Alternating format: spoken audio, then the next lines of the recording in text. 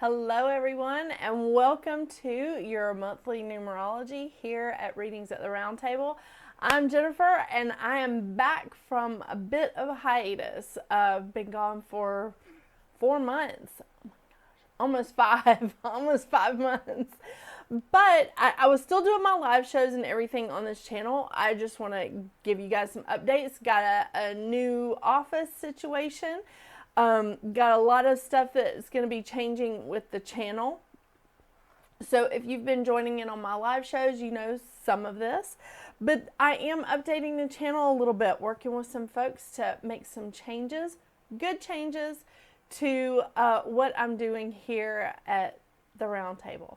So let's get started with October's numerology. Oh my gosh.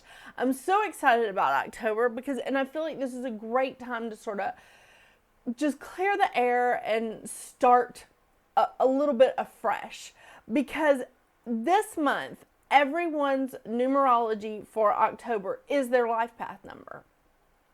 For example, if you're a life path 1, October is going to be a 1 month for you. So I'm very excited about this. I love it. I love it when we roll this around a couple of times a year, but I'm just like digging it.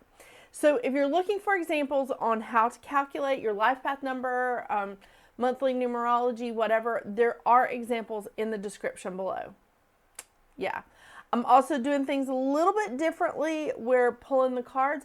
I'm going to pull one crystal card for the entire month. That's a fun one. It is.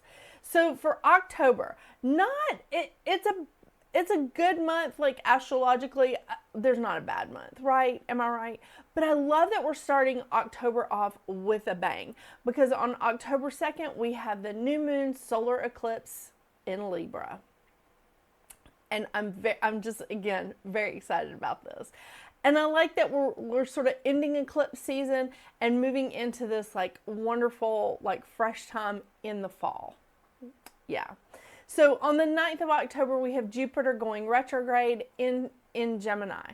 On the 11th, we have Pluto going direct in Capricorn. Now, Pluto is going to return to Aquarius, but not until November 19th. So we're still like enjoying Pluto in Capricorn for just a minute. Well, I say enjoying, but those of us with a lot of Capricorn in our chart, enjoying it's an interesting word to put with that. On the 13th of October, we have Mercury going into Scorpio. On the 17th, we have a full moon in Aries and Venus moving into Sagittarius. I love it. Venus and Sagittarius, all that fiery passion. Oh, it's awesome. Okay. Then on the 22nd, we have the sun moving into Scorpio, and I look forward to this every year. I mean, you know, I'm a Virgo sun, so I love like that energy of the Virgo sun. But man, when the sun goes into Scorpio, I'm like, yeah, we're here. Love it. Love it. Very exciting. Love that. So I'm going to be pulling, or I already have, I've pulled a card from the Healing Oracle Crystal Reading cards for the entire month of October. And I have pulled Selenite for that one, if I can get it to focus in. Selenite, Spiritual Awakening. I think this is perfect. It absolutely is. For the rest of the readings, when I'm doing your individual numerology, I'm going to be pulling from Moonology and the Goddess Guidance Oracle cards. So let me go ahead and tell you about Selenite before I move on into your individual numerology. So Selenite, again, Spiritual Awakening. Selenite is a powerful lightsaber of universal energy. This potent crystal sends energy into the crown chakra, bathing the body in the loving, healing energy of the cosmos, and clearing away the old and making way for the new vibrant energy and a deeper spiritual connection. This is so awesome. There's my glasses. The medicine of selenite balances and cleanses the 7 main chakras. This powerful crystal, oh, that's so much better. This powerful crystal assists in opening the crown chakra as it draws down the divine light of the cosmos into the top of the head. It acts like a lightning bolt of universal energy. Due to its structure, it allows energy to flow powerfully, like a strike of lightning. It is a perfect crystal for cleaning the energy field and for awakening deeply to your spiritual essence. Being in the presence of this magnificent crystal allows for a direct link and connect to the cosmos and spiritual wisdom. I love this. Works as a vacuum cleaner to purify and cleanse the aura, opens and stimulates the crown chakra, bringing in the divine light of the cosmos, and allows you to move forward in strength. It connects you to your higher self and I am presence. And that's the I am presence. I love this. I love this. I'm very excited about the changes that are coming to the channel.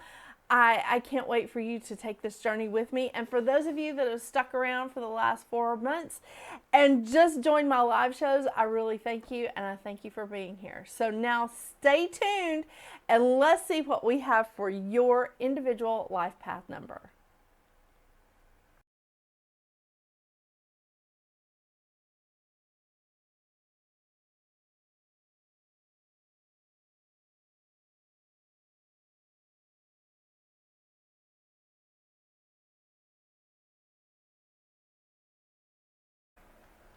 Life Path 44. October for you, as I said in the intro, is your life path number, but you and 33, life path 33, are a little bit different. October for you is an 8 month. It's not a 44 month. And I added, I'm really sure about this, but you carry the foundation of the 8, which is why I always say 44-8 versus just 44. But you're carrying, this month for you is going to be your foundation number that you do carry the vibration of. So it's not that it's your life path number is your numerology for October, but it is a part of your life path number. I know, I sound crazy, but it is still you.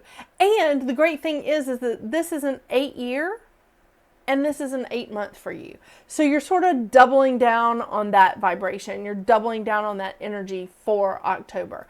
And what a wonderful time for you to have that abundance, that 8 energy, is right after we have that solar eclipse, that new moon in Libra. It's really going to be an awesome month. It is. So just to like go over the 44 vibration, you are a master healer. You're the architect, the alchemist of the numerology, of like the life path numbers. You create powerful, life-altering achievements. You help empower others because you've seen it, you've lived it. So you can help empower others because you know how to initiate positive impact. You know, like, of what you speak. You've been there, right? You can persevere through difficult circumstances, which is why you're good at empowering others, showing people how to be self-empowering. You're an original thinker. You want to help mankind, and you are an activist. I love it. Love it, love it, love it. The mantra of the 44 is, I am the vibrant light of magnificence, and I humbly serve. You're awesome, yet you love to serve everyone. Yet you love to give back. And I think that's awesome. It's amazing. I rarely meet a 44, but I love them when I meet them. They're freaking awesome. The shadow side. Now, everybody has shadow sides. We acknowledge it, we accept it, and we work through it. We don't camp out in it. When the shadow side creeps in, we work with it. We don't sweep it under the rug. It'll make it much worse. We work through it. So the shadow side is you can abuse power. You can be abusive of power. You can be driven by an unhealthy focus on success. You put too much emphasis on control. Well, that's kind of a Virgo energy too. And you live like by putting too much emphasis with the ego, which can be the detriment to the group or organization or whatever like unit you're a part of. It could even be your family or your business or whatever. So we want to step back from that just a little bit, especially in a month of abundance, in a year of abundance, because that's what this is. 2024 is an abundant year because it's an 8, and this is an 8 month for you. So I want to start with the mantra of the 8, which is, I embrace the power within me, while honoring the divinity in others. So you acknowledge, again, that you're powerful, but you honor the divinity in other people. Very wonderful. This is an abundant time. It is. It's an abundance of energy, of knowledge, of probably money. It's it's an abundance of things coming in. Power, money, knowledge, energy, it's all there. It's all happening. But you can also understand that there's an infinite supply, that this is not going to go away. As long as we know how to tap into it, 44, that infinite supply is always going to be there. Because when you turn 8 over on its side, it's the infinity symbol. Never stops. The 8 is very much like you, 44, because again, this is the foundation of your number. But it's setting an example of self-empowerment for others. It's a time of service. It's a time of giving back. It's a time of seeing the best in other people. And this is a time of reaping what you've sown. So I don't know how many of you guys are like, on social media. Clearly you're on YouTube. But look around. There's a lot of reaping what you've sown energy going on in the world right now. Yeah. So this is also an ambitious time, but remember, it's a time of karma. It's a time of reaping what you've sown. So make sure that you're putting out good stuff. Make sure that you're being ambitious in the healthiest way possible. Yes. The lesson of the 8 is to lead with compassion for others and not from the ego. Not always an easy thing to do, but the shadow effects of the 8 is taking on extra responsibility, feeling responsible for other people's feelings, for their choices. That's not your baggage. Let everybody else carry their own baggage, because then you're messing up their path. You're like not helping them be self-empowering. You're taking that power away from them, and they need to work through their own stuff. Now, you can offer help, but you don't need to take on that baggage. Don't feel responsible for other people's decisions or choices or feelings. Trying to fix other people, same thing. When you try to take on responsibility, it inhibits their growth, and it keeps them from really fulfilling their life's purpose and walking their path, being on their journey. I think that these two things kind of go hand in hand, the shadow sides. Is leading with the ego and feeling that attachment to the material. We all have an attachment to things that we want in the material world. I get that. But too much attachment to the material, too much emphasis on that, it affects us negatively. So we definitely need to have balance between the spiritual and the physical, the material. Because we do live here in the physical world, so we do need material things. Balance is the key here. Balance, balance, balance. I know. I love this. I really do. I think this is going to be a great month for you. I really do. We're in an 8 year. You're just doubling down on that energy. Okay, let's see what the cards have for you. Let's see what kind of cards we get for you. I did put some examples of the crystal of the month out here, selenite. I think I'm going to do this every month. And if I start doing the zodiac readings again, I'm going to do it for all the readings I do. I'm going to do one crystal of the month for numerology and for the zodiac readings. But I haven't decided yet if I'm going to do the zodiac readings again. I don't know. I'm still like, I've been consulting with some people about my channel, so we'll see what shakes out. And I do appreciate you guys sticking around after my sabbatical, my hiatus, my time off. Well, I still was taking care of my clients. I just didn't do videos on my channel for a bit.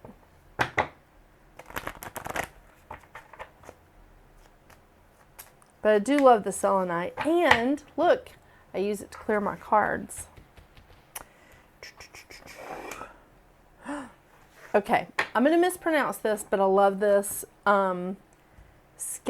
I think I'm saying that right.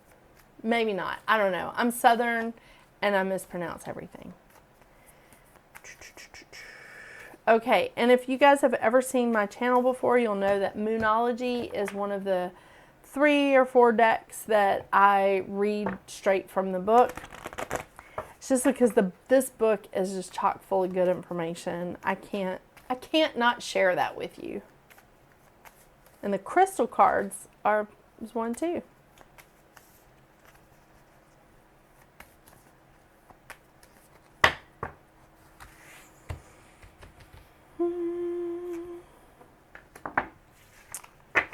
Oh, hello. All right, so this card from Moonology is a mutable moon. Nothing is yet set in stone. And the first card I drew for you is Skemet, be strong. You are stronger than you think you are, and your strength assures a happy outcome. This is good. This is good. And you know, this is a manifesting year for you. This is a manifesting month. So we really, really do need to focus on the positive so that you're not manifesting in like a bucket of crap. You're manifesting in a good bunch of stuff. A good bucket of stuff. Okay. From Moonology, nothing yet is set in stone. Mutable moon. Mutable is all about change, shape-shifting even. That is something that is still developing. This card indicates something is indeed changing and there's room for maneuver. So take it as a sign that the situation you're asking about is far from finalized. If you're not happy with the current state of play, that's marvelous. It means you can still change the course of the outcome. However, there's also a sense that the situation could perhaps be a little unstable. For some, this is good news because you can still influence it. Others will struggle with the uncertainty, but should stay with it a little longer. Either way, nothing is yet set in stone. I know that the best will unfold for me. It's a really good little mantra for the month. I know that the best will unfold for me. All right, you original thinker, you awesome 44 energy, because really you are the alchemist and the architect, the master healer of numerology, master numbers. Thank you so much for joining me today. I so appreciate your support on my channel. Thank you for sticking around during my little break, my sojourn from the channel. I appreciate you guys so much. I will be back for November. So until we see each other again, get out there and make your magic. Bye.